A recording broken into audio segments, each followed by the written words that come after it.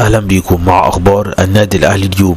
خبرنا الأول: الصحافة البرتغالية تعلنها برونو لاج على أعتاب النادي الأهلي. أعلنت الصحافة البرتغالية صباح اليوم بأن برونو لاج عقد اجتماع زوم مع مسؤولو النادي الأهلي، وأبلغهم بأن أسرته مرحبة وموافقة بشدة على القدوم إلى مصر والعمل في النادي الأهلي، يعني بفضل الله زي ما قلت لحضراتكم بالحرف.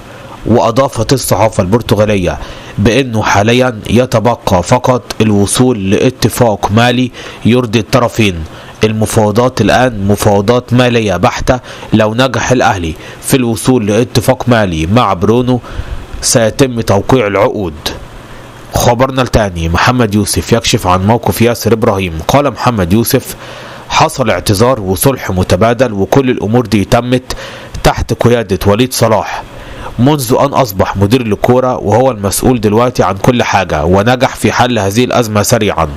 خبرنا الثالث: محمد يوسف يكشف عن الموقف الحالي من إمام عاشور.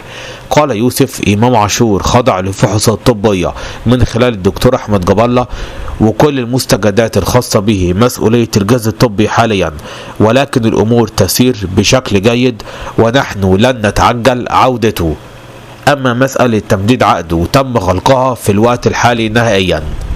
خبرنا الرابع: محمد يوسف يكشف عن رفضه لعرض الاتحاد السكندري. قال يوسف: حصلت على عرض رسمي من الاتحاد السكندري بالفعل وأشكرهم جدا، ولكن لا يمكن أن أتخلى عن النادي الأهلي في الوقت الحالي. خبرنا الخامس: يوسف يوجه رسالة للجماهير قبل مواجهة الزمالك. قال يوسف: بقول للجمهور إن الأهلي يمرض ولا يموت، أعدهم بالعودة إلى أفضل مستوى، وإن الموسم الحالي سيكون موسم مليء بالبطولات.